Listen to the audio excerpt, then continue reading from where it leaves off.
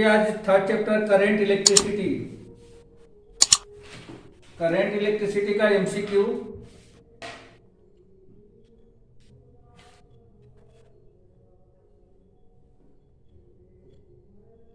Sir हाँ बेटा। Sir आपके पास फर्स्ट चैप्टर का पीडीएफ है सर, मेरे को सेंड कर देना सर। हाँ हाँ ठीक है ठीक है, ओके सर। आज मैं सारी पीडीएफ सेंड कर दूंगा। Okay sir.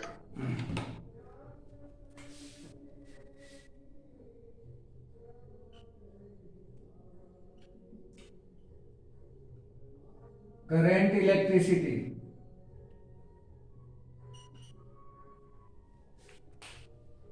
करंट इलेक्ट्रिसिटी में बेटा सबसे पहला क्वेश्चन है, बिल्कुल सिंपल है। First question, SI unit of current. तो कुछ बताने की जरूरत नहीं है, सबको पता है, यह एम्पियर होता है। ठीक है बेटा, एम्पियर, इसको डिनोट करते हैं ए से।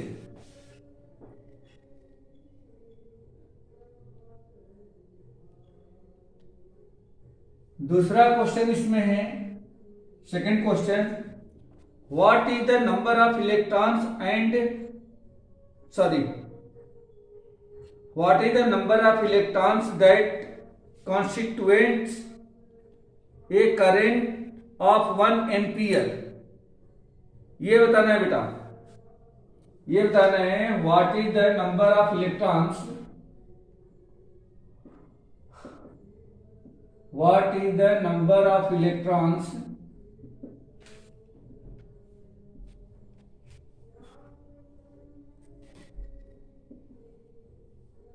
that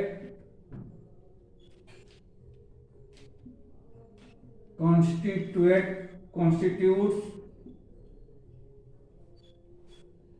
a current of 1 ampere, ये करंट ऑफ 1 एम्पियर। राजदीप बोलिए बेटा, इस क्वेश्चन को कैसे कर सकते हैं? What is the number of electrons that constitutes a current of 1 ampere. इस क्वेश्चन को कैसे हम लोग कर सकते हैं?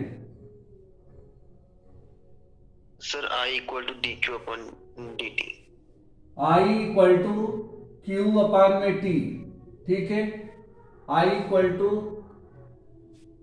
अब यहां पे बात कर रहे हैं कि 1 एम्पियर में कुल कितना इलेक्ट्रॉन्स पास करेंगे। 1 एम्पियर में कुल कितना इलेक्ट्रॉन्स पास करेंगे, ये हम लोगों को फाइंड आउट करना है। तो देखो बेटा, यहां पे Q इक्वल टू क्या होता है, quantization of charge. Q equal to N into E हो जाएगा। आप इस Q के प्लेस पे ये Q की वैल्यू ट्रांसफर कर दो, देयरफॉर I इक्वल टू क्या मिल जाएगा, NE अपान में T मिल जाएगा। ठीक है, समझ में आ रहा है?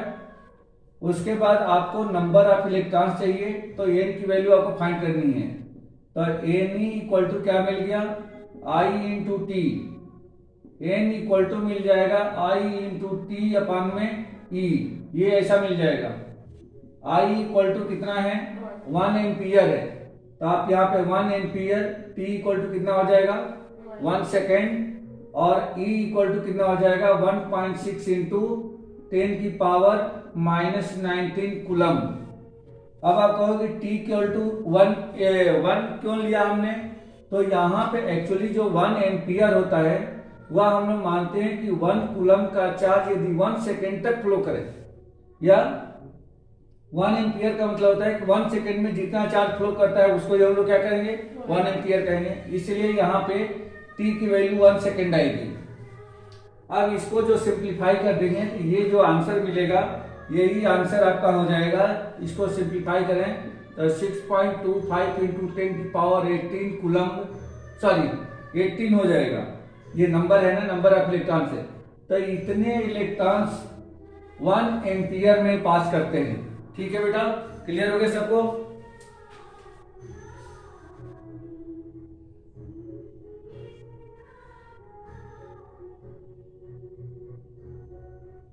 बॉबी, विवेक,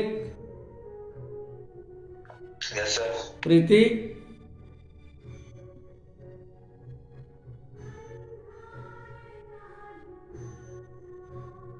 सर।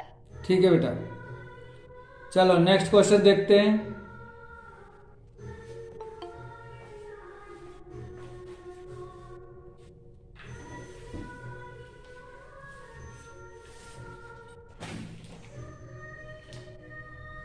Yogita, yes sir. हाँ देखो बेटा, ये क्वेश्चन देखो, ये तो फर्स्ट वाला क्वेश्चन आपको आता ही होगा, SI unit of the current ampere होता है। सेकंड क्वेश्चन दिया गया था कि what is the number of electrons that constitutes A current of 1 ampere. मतलब ये है कि 1 एम्पियर में कुल कितना नंबर ऑफ इलेक्ट्रॉन पास करते हैं। तो यहाँ पे फार्मूला जो होता है I equal to Q upon T, यही फार्मूला होता है करंट का। और हम जानते हैं कि Q equal to N E होता है क्वांटाइजेशन ऑफ चार्ज से। इस Q के प्लेस पे हमने ये Q की वैल्यू ट्रांसफर कर दिया है, तो I equal to N E upon T हो जाएगा। एन ई इक्वल टू इस I को टी को इधर हमने मल्टीप्लाई कर दिया है, एन इक्वल टू यानी कि number of electron equal to हो जाएगा आई टी अपॉन में ई। आई टी और ई की वैल्यू रख दिया है। आई का मतलब 1 एम्पियर है, इसलिए आई की जगह पे 1, टी 1 सेकेंड होगा, और ई का मतलब होता है कि चार्ज ऑफ इलेक्ट्रॉन, तो 1.6 इंटू 10⁻⁻19। सॉल्व करने पर आपको ऑप्शन में ऐसा एक ऑप्शन दिखेगा, उस पर आपको टिक करना रहेगा। ठीक है, ये ऑप्शन देकर देखो, इसको बदलने के लिए हम कुछ भी लिख सकते हैं।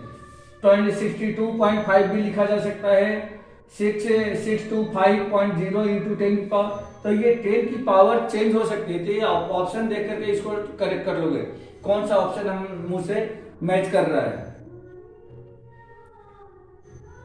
नेक्स्ट क्वेश्चन देखिए,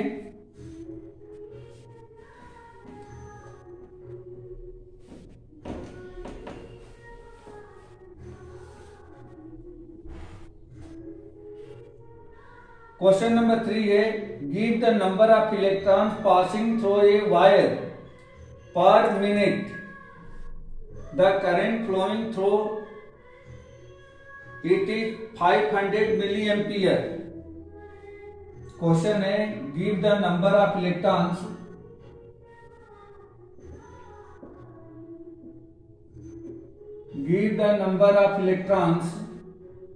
passing through a wire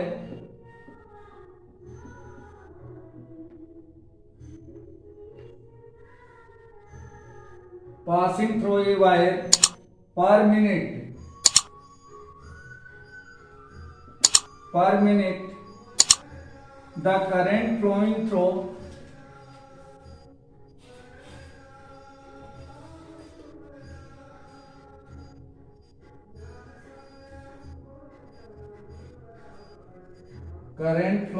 through it is 500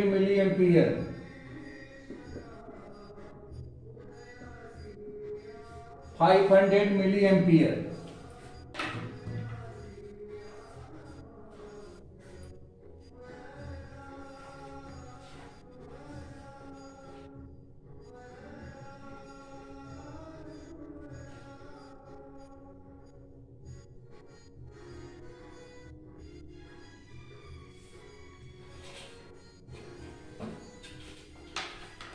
हाँ बेटा, तो इसमें नंबर ऑफ इलेक्ट्रॉन यहां भी फाइंड करना है।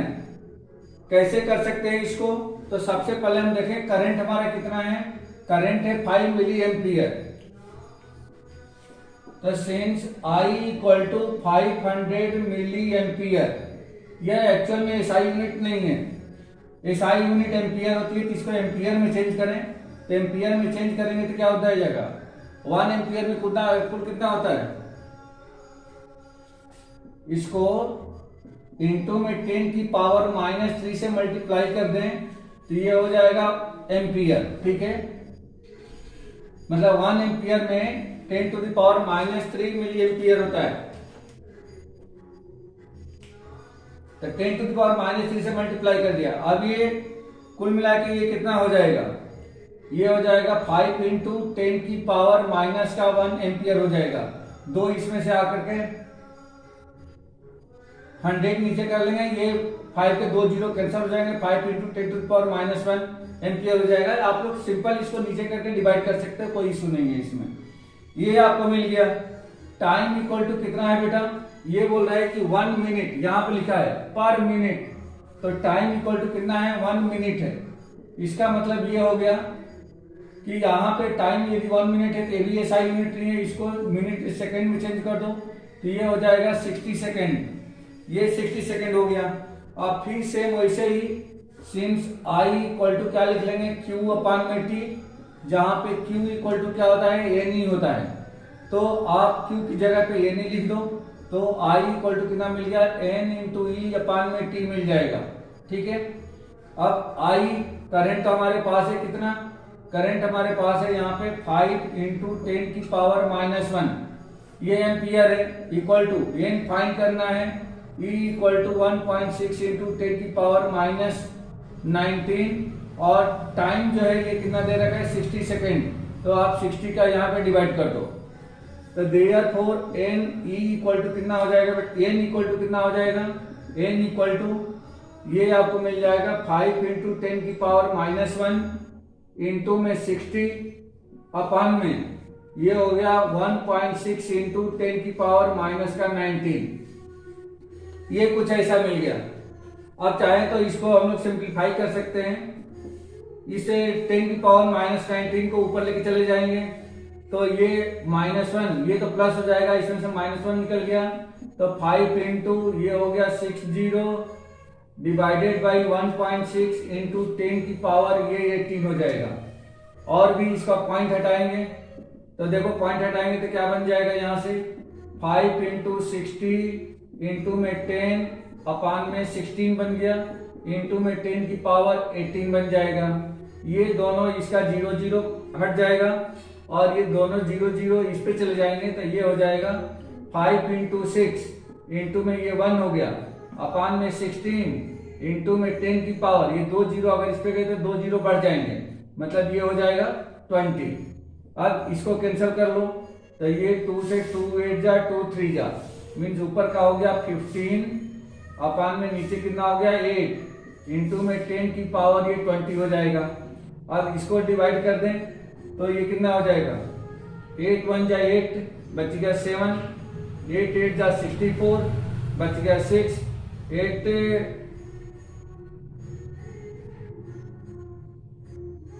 7 जा 56 इंटू में 10 की पावर ये हो जाएगा 21, सॉरी 20, तो कुल मिलाकर के आपको मिल गया 1.8 इंटू में 10 की पावर 20 इलेक्ट्रॉन्स। इतने इलेक्ट्रॉन क्या होंगे, इतने इलेक्ट्रॉन 1 मिनट में, जहां पे करंट जो है 500 मिली एम्पियर फ्लो हो रही है, ये इतने इलेक्ट्रॉन पास करेंगे। आया बेटा समझ में? प्रीति, युक्ता, राजदीप, बॉबी, विवेक, यस सर। ठीक है, तो इतने इलेक्ट्रॉन पास करेंगे इसमें।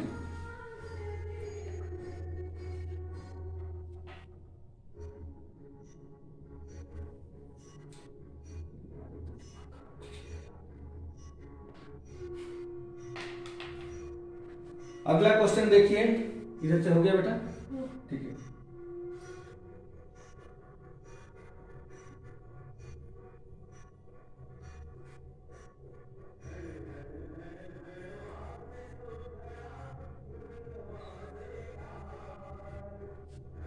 Next question,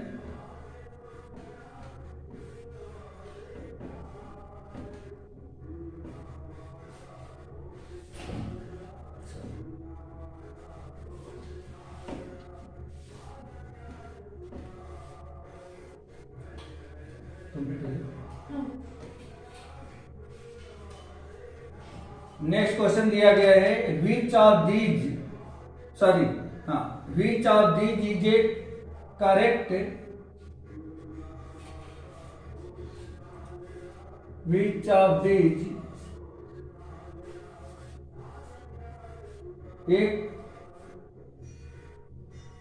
which of these is a correct definition of current, definition of conventional current, conventional current की definition बतानी है बेटा, conventional current मतलब हमें बताना है कि कन्वेंशनल करंट की डेफिनेशन क्या है। तो इसमें ऐसा कुछ नहीं कि क्वेश्चन बहुत कॉम्प्लिकेटेड है, सिंपली मैं बता देता हूं। इसमें देखिए क्या क्या ऑप्शन दे रखा है। Current that flow from higher potential to lower potential, एक तो ये है। दूसरा देख रखा है current that flows from lower potential to higher potential, ये तो बिल्कुल ही नहीं होगा, करंट लोअर से हायर तरफ नहीं जाता है। तीसरा ऑप्शन है तो the current which remain static, ये भी हो सकता है लेकिन हमेशा ये स्टैटिक ही नहीं रहता है, फ्लो भी तो होता है। और डी है current constituted by the flow of ion. ठीक है, लेकिन ये तो ये बता रहे हैं कि कन्वेंशनल करंट की। तो कन्वेंशनल करंट में हम लोग क्या देखते हैं कि हमेशा जो करंट है वो किधर से जाती है, पॉजिटिव टर्मिनल से किधर जाती है बेटा, निगेटिव टर्मिनल तरफ। यानी कि पॉजिटिव को हम लोग क्या मानते हैं, हायर पोटेंशियल मानते हैं, और इसको क्या बोलते हैं, लोअर पोटेंशियल। तो ये higher potential to lower potential, यही आपका क्या हो जाएगा, यही आपका कन्वेंशनल करंट का एक डेफिनेशन सिंपल हो जाएगा, जो इसमें ऑप्शन दे रखा है उसके हिसाब से। तो इस तरीके से आपको याद रखना है कि हायर से लोअर में करंट आपको फ्लो करती है। अब एक और क्वेश्चन है, question number 5। Identify the dimensional formula for the electric current. Dimensional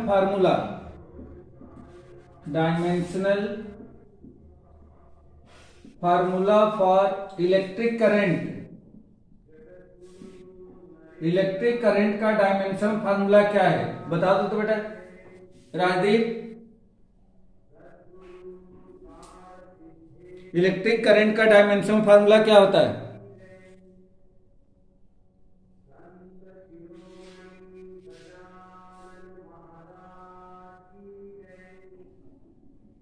hello,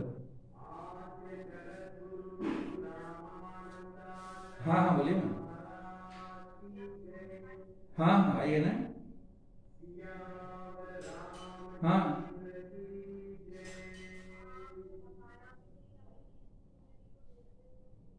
नहीं नहीं है बात कराओ क्या? ठीक। तो dimensional formula for the electric current, बोलो बेटा क्या होता है प्रीति योगता?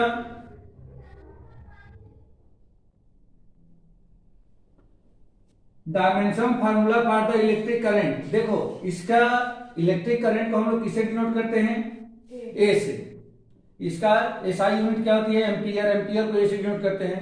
ऑलरेडी ये क्या है, इसको डायमेंशनल फार्मूला जब हम लोग लिखते हैं जैसे AMLT फॉर्म में लिखते हैं तो उसमें करंट के लिए यही सिंबल हम यूज करते हैं। तो इसका मतलब कि जब I इक्वल टू यदि एम्पियर में है SI यूनिट, तो इसका मतलब क्या अगर यही हम यूज करें तो इस करंट में तो कुछ और है ही नहीं, सिर्फ एम्पियर ही है।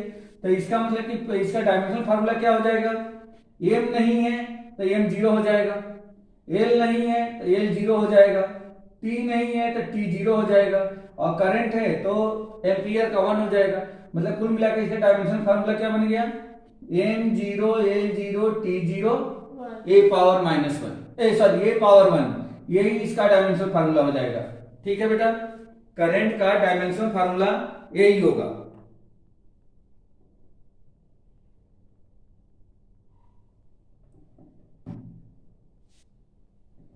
हो गया बेटा, समझ में आ गया ये?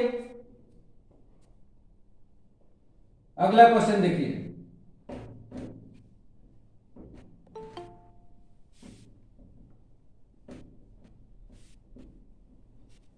Question number 6।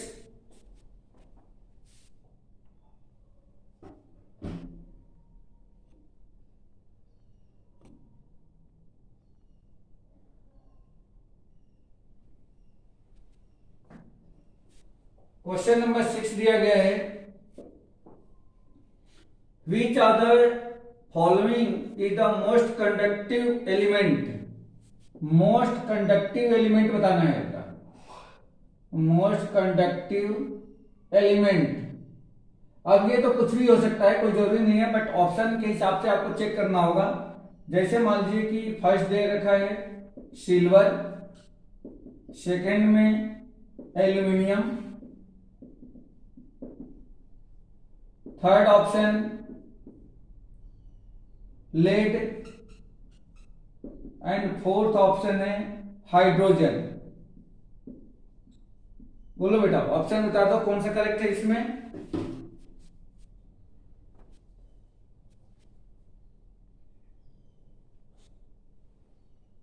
Priyanshi? Silver. Silver. इसमें जो मोस्ट कंडक्टिव एलिमेंट है वो है सिल्वर। ठीक है,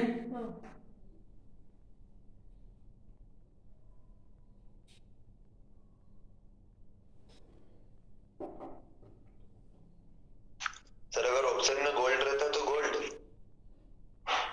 हाँ ऑप्शन में जो होता वो वही लिखते हैं। अब इसमें तो ये तो कॉमन क्वेश्चन है, इसमें कोई इस क्वेश्चन में तो दम है नहीं, बट ये ऑप्शन के हिसाब से ही हम लोग लेंगे। जो ऑप्शन में जो हमें दिखेगा उसको लिख देंगे ये कौन सा मोस्ट कंडक्टिव है। हाँ, अगला क्वेश्चन, एक ट्रू फॉल्स का एक क्वेश्चन है बेटा। In nature free charged particles exist in the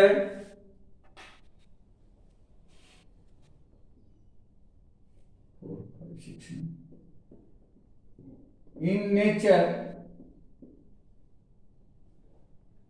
free charged particles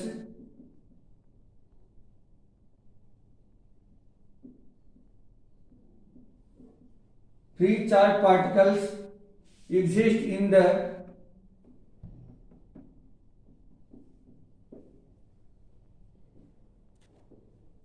upper strata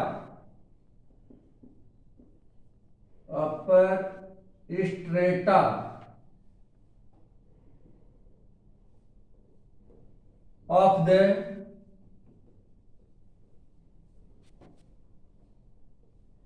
environment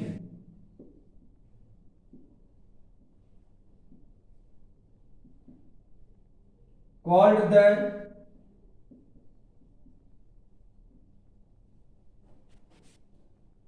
stratosphere।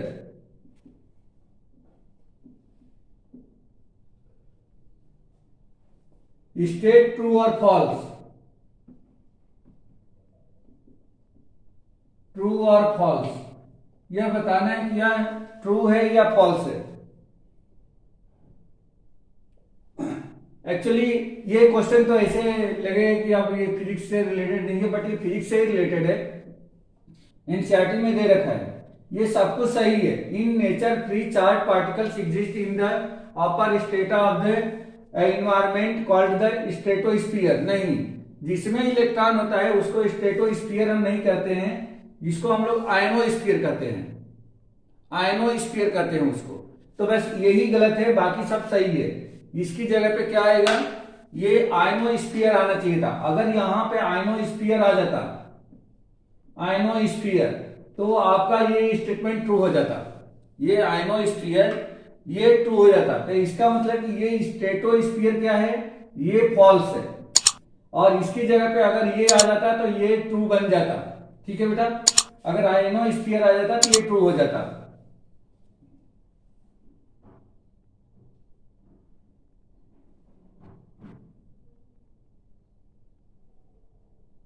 अगला क्वेश्चन देखिए, question number 7।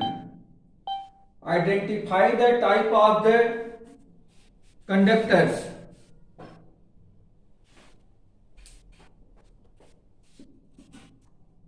Identify the type of conductors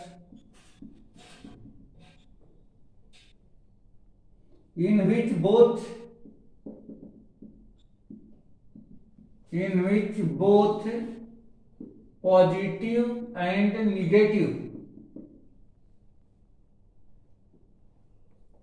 charge can move, positive and negative charge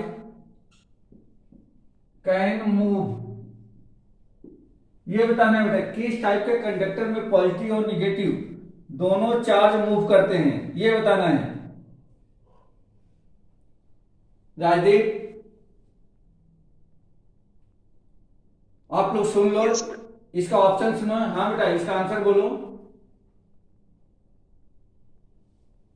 identify the type of conductors in which both positive and negative charge can move. Sir option. हाँ, option बोल रहा हूं। Option है थर्मोसेट्स,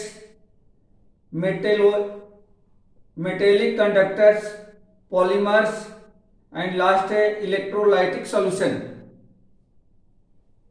sir electrolytic solution. Good, इसका option correct है electrolytic solution.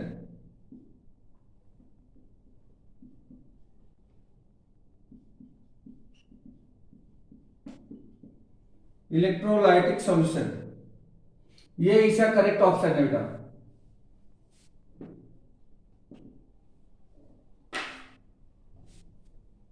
हो गया।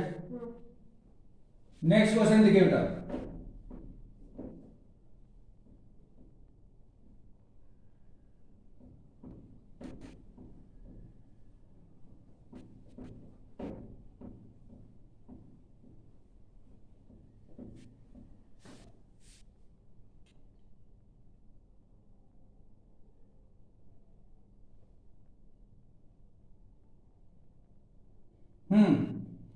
Next question है,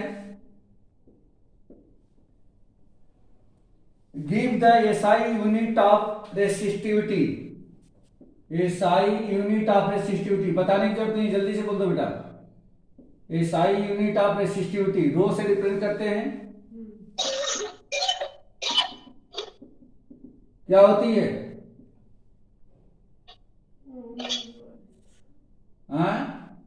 ओम मीटर। ओम मीटर। एसआई यूनिट क्या होती है? ओम मीटर। ठीक है, क्योंकि यहाँ पे रो इक्वल टू क्या होता है, आप लोग जानते ही हो कि आर इक्वल टू कितना होता है, R equal to rho into L upon A होती है। तो रो इक्वल टू कितना हो जाएगा, आर इंटू ए अपान में एल हो जाएगा। आर जो होता है ओम होता है, ये एरिया है तो यानी मीटर स्क्वायर, और ये लेंथ है तो मीटर, एक मीटर से मीटर कैंसल, ओम मीटर, यही इसकी SI unit of the resistivity हो जाएगी। Question number 9, what is the reciprocal of resistivity of material called. बोलो बेटा, what is the reciprocal of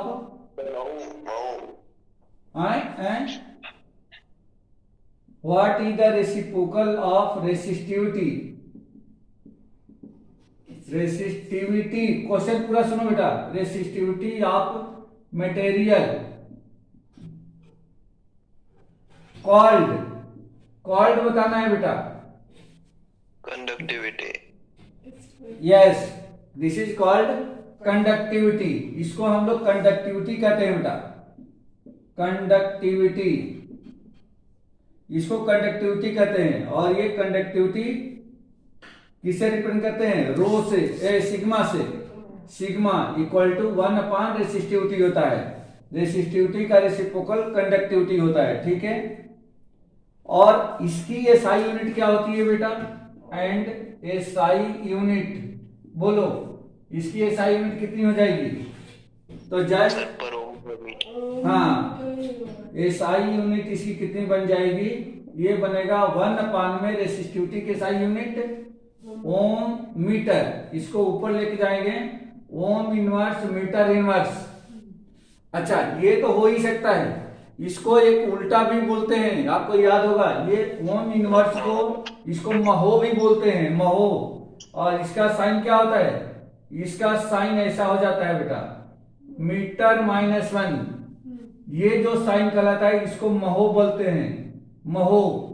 जैसे ओम लिखते हैं तो ओ एच एम लिखते हैं, तो इसको जस्ट उल्टा कर दो, आपको एनसीईआरटी बुक में पूरे क्लियरली मिलेगा, ये महो पढ़ा जाता है। तो महो मीटर इनवर्स या पर मीटर, आप इसको ऐसा भी बोल सकते हो। ठीक है, तो ये ऑप्शन में ये सारी चीजें दी गई रहती है, कभी कभी सब कुछ चेंज करके देता है, तो आपको याद रखना है।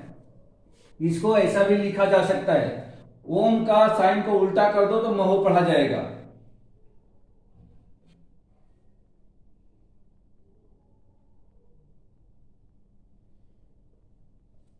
ठीक है, नेक्स्ट क्वेश्चन देखिए।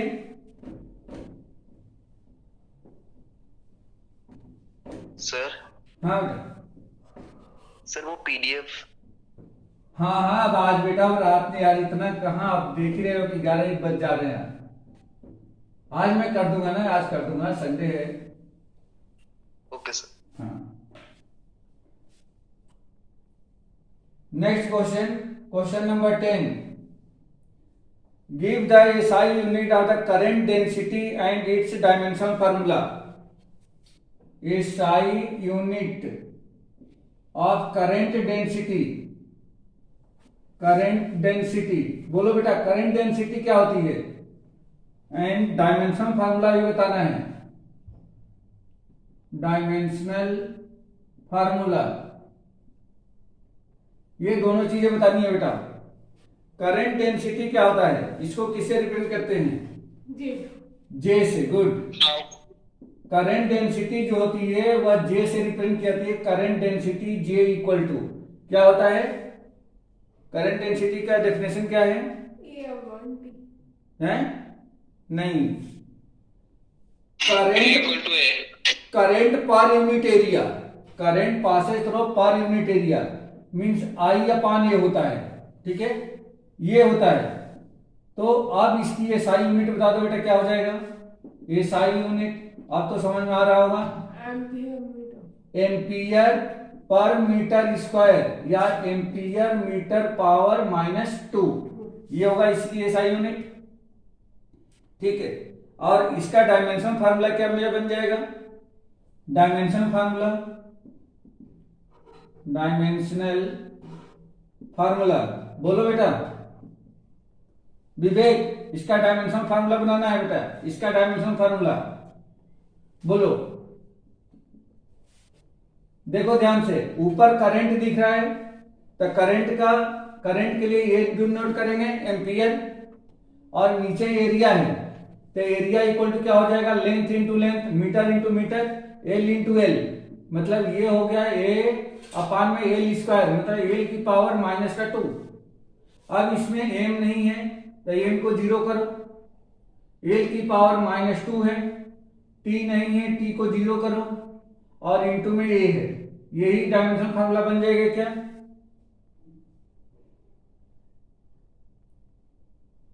अब इसमें ऑप्शन में देखो, ऑप्शन में क्या दे सकता है, पूरे के पूरे दे सकता है, और नहीं तो ऑप्शन में सिर्फ ऐसा भी लिखा जा सकता है बेटा, ऑप्शन में सिर्फ इतना भी लिखा जा सकता है। तो देखो वही है, ए एल की पावर -2, ऑप्शन में सिर्फ इतना भी लिखा जा सकता है, ठीक है, क्लियर हो गया ये। योग्यता प्रीति,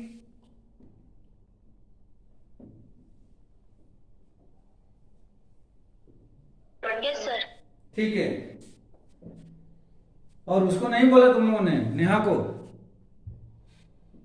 बोला था सर, उसने बोला था वो अटेंड कर रही है, पर पता नहीं सर।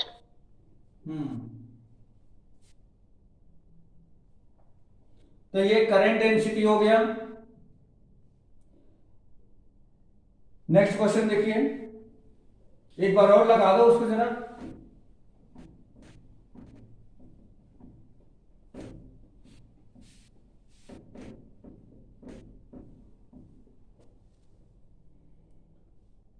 अगला क्वेश्चन है, identify the factor which does not depend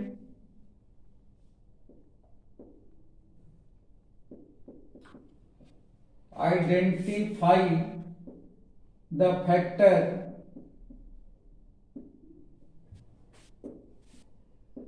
which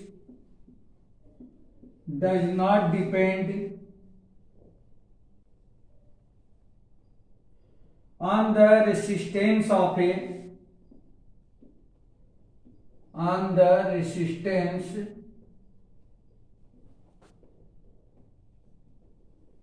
resistance of a conductor. वह कौन सा फैक्टर है, अभी मैं ऑप्शन में दे रहा हूं, जो कंडक्टर के रेसिस्टेंस पे डिपेंड नहीं करता है। पहला है nature of material, nature of material. दूसरा ऑप्शन है एरिया ऑफ क्रॉस सेक्शन।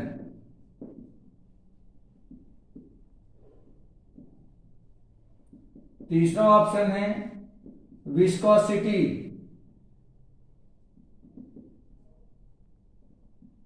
और चौथा ऑप्शन है लेंथ। बोलो बेटा, कहने का मतलब यह है कि आप ये देखो कि रेसिस्टेंस ऑफ जो कंडक्टर है वह इनमें से किससे बिल्कुल रिलेट नहीं करता है, इनमें से किससे उसका कोई भी रिलेशन नहीं है विस्कोसिटी का। बाकी नेचर ऑफ मटेरियल का जरूर रिलेशन होता है, क्रॉस सेक्शन एरिया भी रिलेट होता है, लेंथ भी रिलेट होता है। तो विस्कोसिटी इसका सही ऑप्शन होगा कि जो रेसिस्टेंस और विस्कोसिटी का कोई आपस में रिलेशन नहीं है। अगला क्वेश्चन,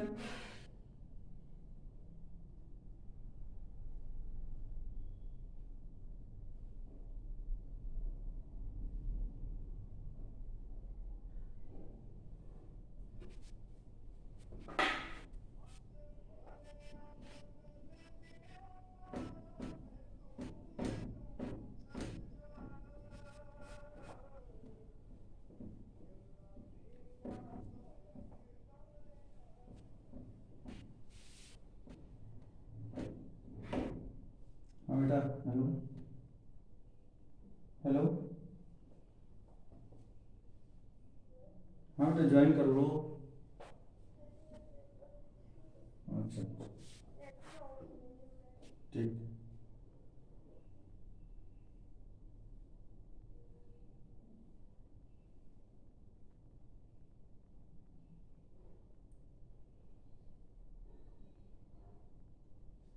हाँ बेटा, what is the reciprocal of the resistance of material called. Resistance का रेसिप्रोकल क्या कहलाता है, बोलो बेटा।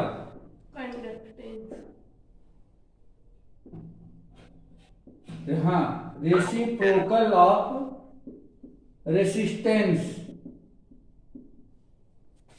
इज कॉल्ड, क्या कहलाता है, कंडक्टेंस कहलाता है बेटा, कंडक्टेंस, कंडक्टेंस कहलाता है। और इसको हम लोग कैसे डिनोट करते हैं, जी से। तो जी इक्वल टू क्या हो गया, 1/r हो जाएगा, 1/r। रेसिस्टेंस का रेसिप्रोकल कंडक्टेंस और रेसिस्टिविटी का रेसिप्रोकल कंडक्टिविटी, और I/A का मतलब करंट पर यूनिट एरिया, ये क्या कहलाता है, करंट डेंसिटी। ये याद रखना है, बहुत कंफ्यूजन होता है इसमें, में छोटी छोटी चीजें हैं लेकिन कंफ्यूजन बहुत होता है। एसआई यूनिट क्या हो जाएगा बेटा, एंड दिस एसआई यूनिट, बोलो एसआई यूनिट ऑफ कंडक्टेंस, ये 1/, में ओम होगा इसका, यानी कि ओम इनवर्स, या इसको हम लोग महो कह सकते हैं, महो, MHOW, सॉरी ये तो महो ही लिख दिया, MHO, mho.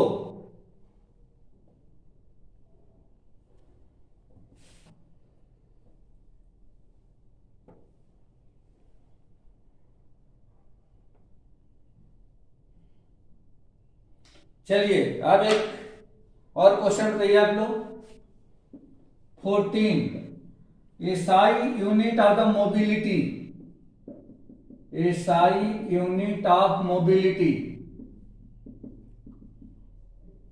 Mobility equal to क्या होता है, मोबिलिटी को हम लोग किससे डिनोट करते हैं, और मोबिलिटी होती क्या है, बोलो राजदीप।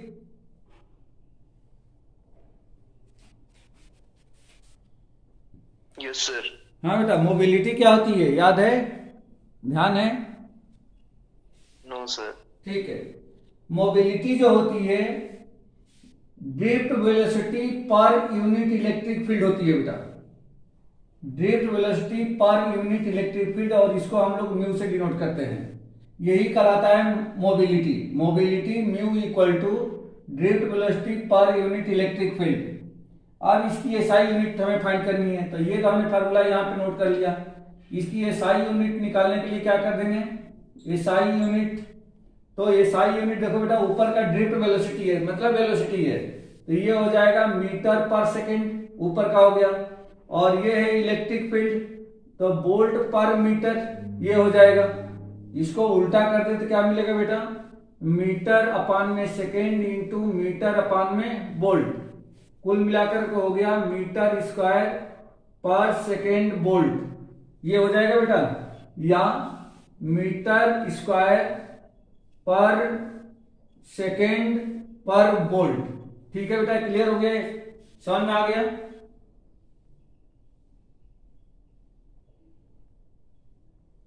ये मोबिलिटी का ऐसा यूनिट हो जाएगी।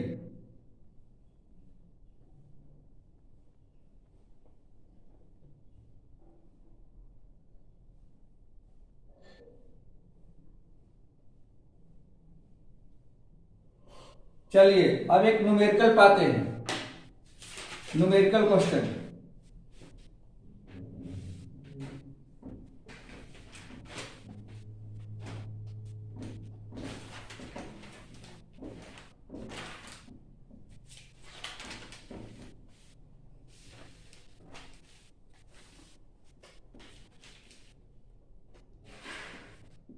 क्वेश्चन नंबर 14 दिया गया है, consider a conductor of length,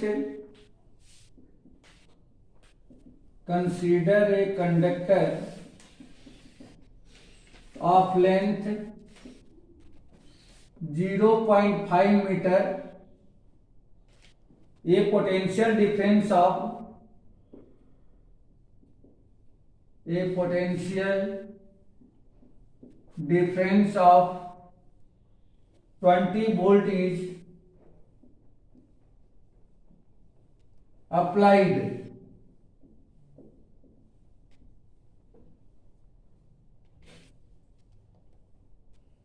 across this conductor,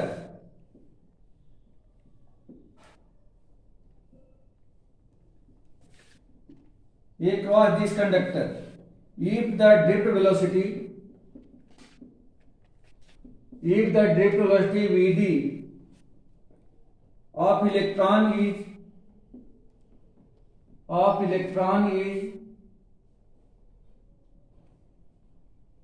5 into 10 to the power -4 meter per second, then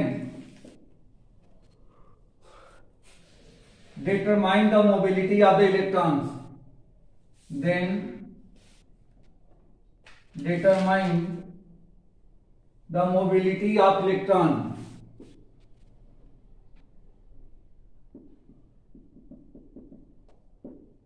mobility of electron, ये बताना है बेटा।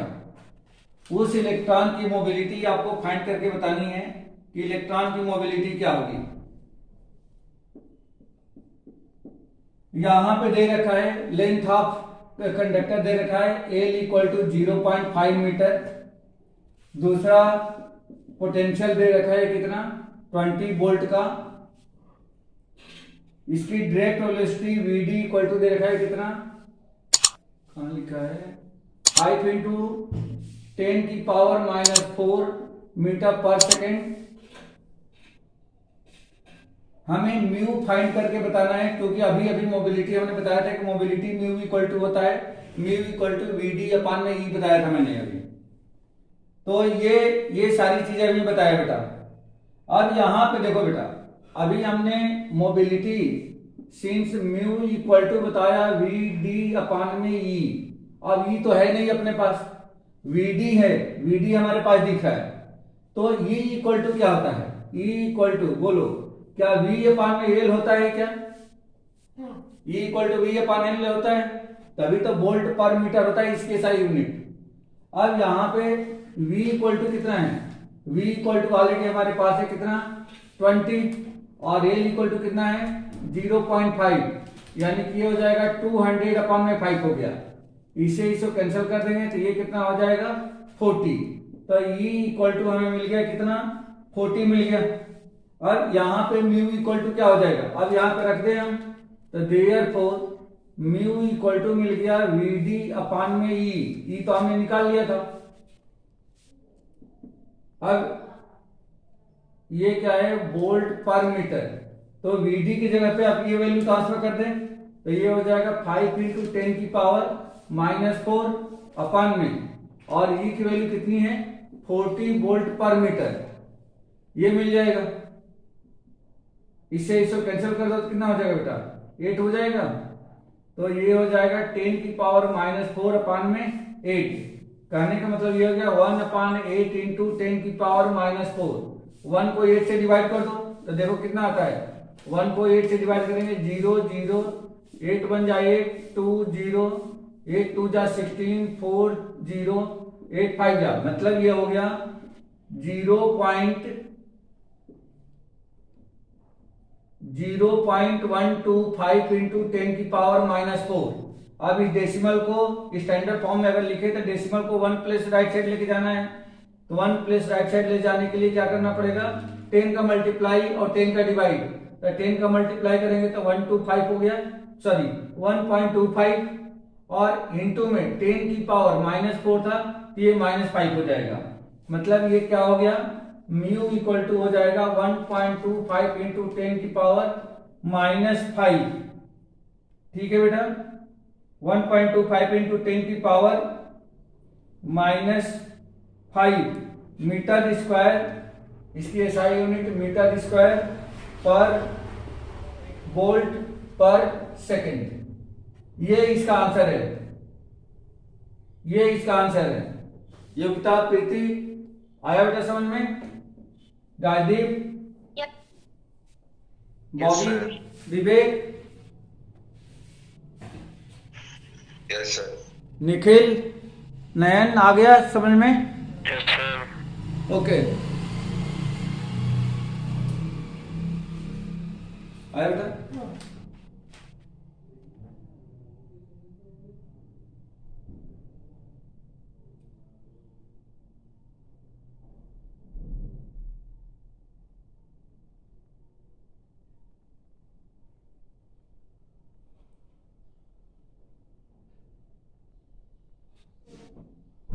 अगला एक और न्यूमेरिकल है बेटा, उसको भी देखिए आप लोग।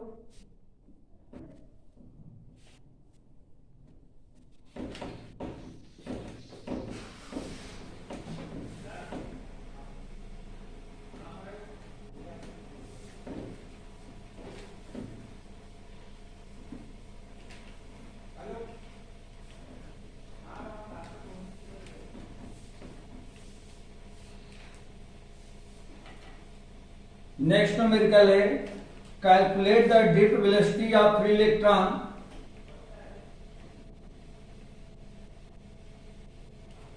Calculate the drift velocity of free electron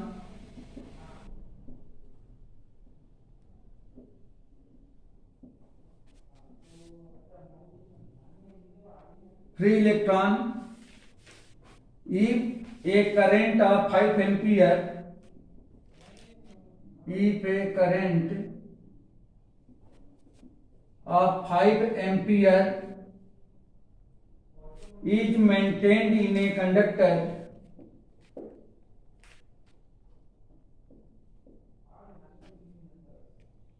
is maintained in a conductor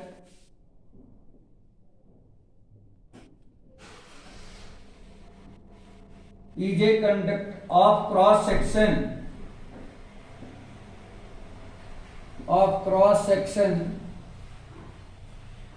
10 power minus 2 meter square, 10 power minus 2 meter square. The number of density of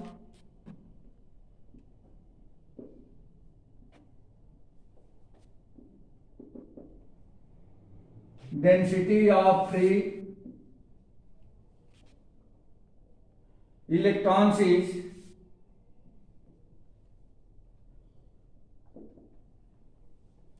5 into 10 to the power 20 meter, 5 into 10 to the power 20 पर metre cube, यानी कि metre -3। ये question है बेटा अपना। Question तो एक बार और रीड करिए। इसमें पूछा है कि calculate the drift velocity of free electron if a current of 5 ampere is maintained in a conductor of the cross section 10 to the power minus 2 meter square. The number of density of the free electrons is 5 into 10 to the power 20 meter per meter cube. मतलब 1 metre cube में number of free electrons कितने हैं? 5 into 10 to the power 20 हैं। तो यहां पे सबसे पहले क्या क्या गिवन है उसको हम लोग नोट कर लेते हैं। सबसे पहले करंट दे रखा है तो I इक्वल टू 5 एम्पियर हो जाएगा, और क्रॉस सेक्शन एरिया जिसको ये से हम लोग डिनोट कर रहे हैं तो क्रॉस सेक्शन एरिया दे रखा है 10 to the power minus 2 metre square हो जाएगा। तीसरा number of density n small n number of electrons per unit volume ये दे रखा है कितना? तो n अपान में वॉल्यूम ये दे रखा है किसके बराबर? तो 5 इंटू 10 की पावर 20 पर मीटर क्यूब ऐसा दे रखा है, या मीटर की पावर -3 दोनों बात एक ही है। और इसको हम लोग क्या लिख सकते हैं? तो कैपिटल N अपान में वॉल्यूम लिख सकते हो बेटा। हमें VD फाइंड करके बताना है कि VD इक्वल टू कितना होगा, यही हमें फाइंड करके बताना है बेटा, यही कैलकुलेट हम लोगों को करना है। VD कितना होगा? कैलकुलेट द ड्रिफ्ट वेलोसिटी, देखो ये हमें निकालना है। तो आप लोगों को याद होगा एक रिलेशन है करंट और ड्रिफ्ट वेलोसिटी में, करंट और ड्रिफ्ट वेलोसिटी में एक रिलेशन है, किसी को याद है बेटा? Relation between current and drift velocity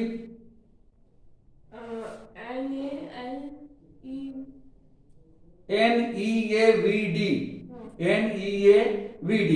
I equal to क्या होता है? NEAVD। देखो बेटा ये रिलेशन आप लोगों को याद होगा, I इक्वल टू NEAVD,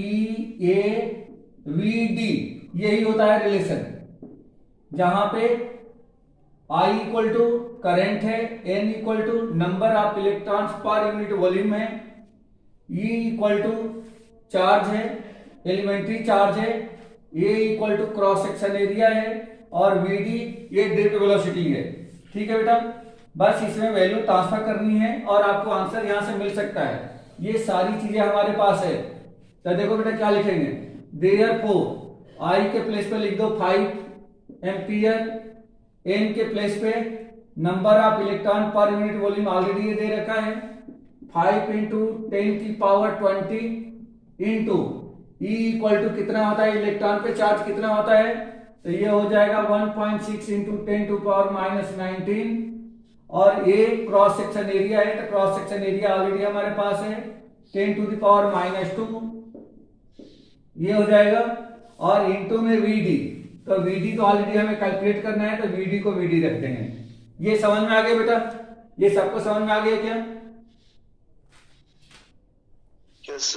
ठीक है, तो देयरफॉर VD इक्वल टू कितना हो गया बेटा? VD इक्वल टू ये सारी के सारी क्वांटिटी 5 के अपान में आ जाएगी, तो 5 अपान में हो जाएगा 5 इंटू 10 की पावर 20 इंटू में 1.6 इंटू 10 की पावर -19 इंटू में 10 की पावर -2। देखो बेटा 5 से 5 कैंसिल हो गया, ऊपर आ गया 1, नीचे आप चेक करोगे तो 1 अपान में, देखो बेटा ध्यान से, ये 10 की पावर 20 है, 10 की पावर -19 है, 10 की पावर -2 है, तो ये दोनों माइनस माइनस प्लस हो जाएंगे तो 10 की पावर 21 हो जाएगा माइनस का, और उसमें से 10 की पावर 20 निकल गया तो 10 की पावर कितना बच गया? -1 इंटू में क्या बच गया? 1.6, बस इतना बच गया। 10 की पावर -1 को ऊपर लेके चले जाते हैं तो ये बन जाएगा 10 की पावर 1 यानी कि 10 हो गया, और वह अपान क्या हो गया? 1.6 हो गया। अब ऊपर क्या हो गया? अगर मैं इस डेसिमल को हटाता हूं तो ऊपर हो गया 100 अपान में नीचे हो गया 16, कुल मिलाकर के लिख सकते हो 1 इंटू 10 की पावर 2 अपान में 16 हो जाएगा। इसको डिवाइड कर देते हैं डायरेक्ट। इसमें एक्चुअली ऑप्शन में जो इसमें दिया गया है, इसमें ऑप्शन में कुछ भी ऐसा नहीं दे रखा है, 10 की पावर में नहीं दे रखा है, तो आप धीरे धीरे क्या कर दो, बस आप देख लो ऑप्शन में क्या है, उसके हिसाब से आप 100 को 16 से डिवाइड कर दो बेटा, 100 को 16 से डिवाइड कर दो। 16 6 जा होता है 96, ऊपर से आ जाएगा 4, फिर डेसिमल बढ़ा देंगे 0, 16 2 जा होता है 32, आ जाएगा 8, ये 0, 16 5 जा 80, ये आपको आ गया कितना 6.25 मीटर पर सेकेंड, क्योंकि ये ड्रिफ्ट वेलोसिटी है। कहने का मतलब ये हो गया कि 6.25 मीटर सेकेंड पावर -1, यही इसका आंसर है, यही आपका ऑप्शन में भी दे रखा है। ठीक है बेटा, ये क्वेश्चन समझ में आ गया क्या सबके? क्लियर हो गया सबको? ओके, यस सर, क्लियर है।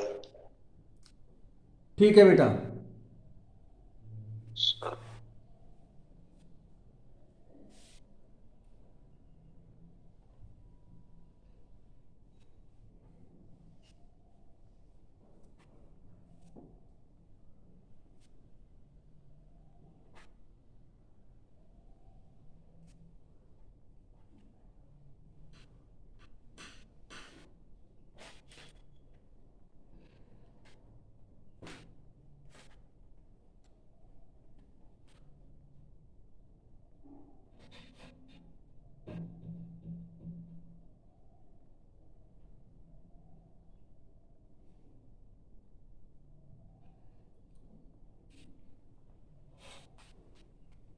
हाँ, एक क्वेश्चन और, बिल्कुल सिंपल क्वेश्चन।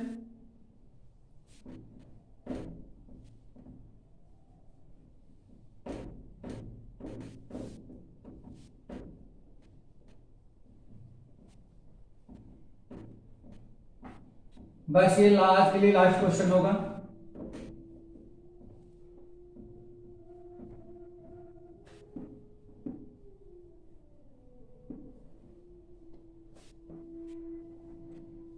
क्वेश्चन में दिया गया है predict the effect of temperature, कौन सा क्वेश्चन नंबर था? Predict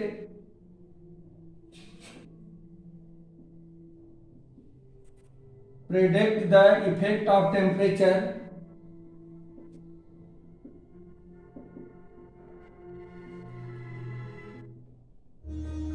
predict the effect of temperature of the conductor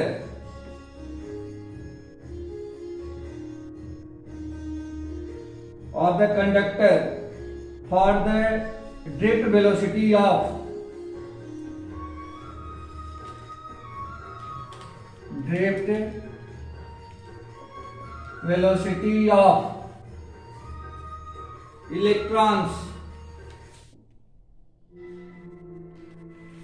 electrons.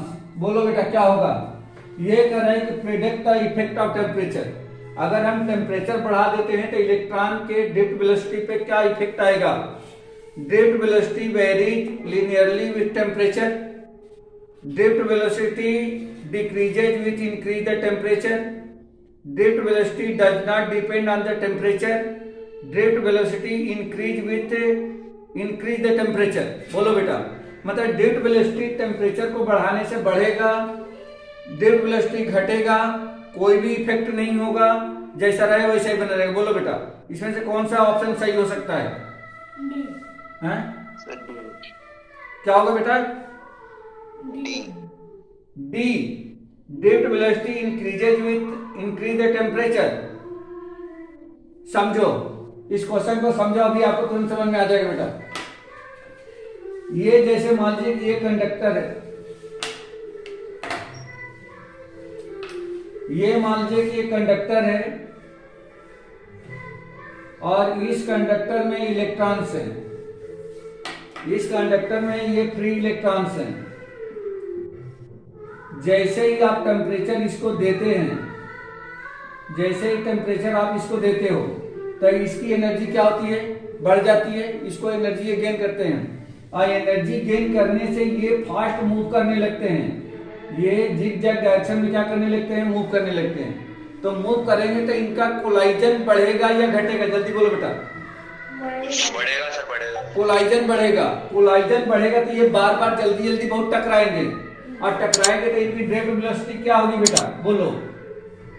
Zero होती सर, बार बार जीरो होगी सर। ड्रिफ्ट वेलोसिटी घटेगी बेटा, घटेगी। ये बार बार टकराएंगे यानी कि इनकी ड्रिफ्ट वेलोसिटी जीरो होगी, फिर नई वेलोसिटी लेंगे ये। तो जैसे टेम्परेचर आप देंगे वैसे ही क्या होगा? इनकी ड्रिफ्ट वेलोसिटी में फर्क पड़ेगा। ठीक है बेटा, इसीलिए तो इसीलिए तो इसका क्या होता है, कंडक्टिविटी कम हो जाती है। जब क्या करते हैं, जब किसी कंडक्टर को जब टेम्परेचर बढ़ाते हैं तो उसका रेसिस्टेंस क्या होता है, रेसिस्टेंस बढ़ जाता है। बढ़ने का मतलब क्या हो गया कि इसके जो इलेक्ट्रॉन हैं जो स्मूथली मूव कर रहे थे वो मूव नहीं कर पा रहे हैं, और इसलिए इसका कंडक्टिविटी क्या होती है, कम हो जाती है। गायदीप समझ में आया बेटा ये? Yes sir. हाँ, तो यहाँ पे ड्रिफ्ट वेलोसिटी डिक्रीज होगी। तो ठीक है बेटा, आज के लिए बस इतना ही। बाकी आज शाम की क्लास श्योर होगी, ठीक है। एक चैप्टर अभी ये थर्ड हो गया, एक चैप्टर या शाम को देखते हैं, शाम को थोड़ा सा टाइम मिलेगा तो एक चैप्टर 2 चैप्टर के आज हम लोग और करेंगे, और उसके बाद से कल का टारगेट है कि कल आपका 7 चैप्टर तक अपन एमसीक्यू को ओवर करेंगे, ठीक है। सर हाँ सर पीडीएफ भेज देना सर। ए? सर वो पीडीएफ भेज देना सर, आपको मैंने बोला था ना अभी। हाँ हाँ